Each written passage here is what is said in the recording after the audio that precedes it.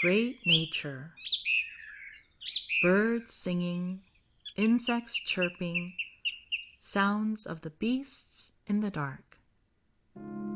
The trees and grass grow densely, and the night beasts are moving in the darkness after resting in the heat of the day.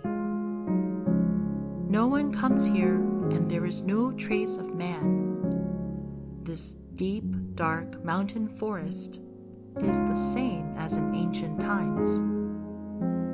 I try to determine how many have come to this mountain before, but I think no one has been here before.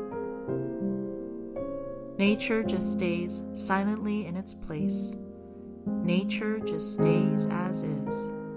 But people believe nature has its own unspoken grumblings. Nature has no mind.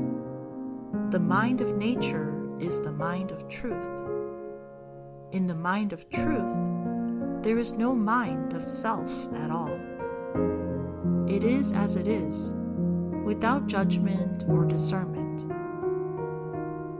Water flows from high to low, encountering trees, stones, and moss, filtered so clear it is almost white. The water tastes sweet, and droplets roll like crystals upon its surface. The water runs along the valley, becomes the river, and becomes the sea. In the sea, the rivers come together and become the salty sea. It changes to vapor, becomes rain, and the rain falls onto the land. Round and round in circles it goes. On the highest mountains, there are no trees and grass because conditions do not allow them to exist.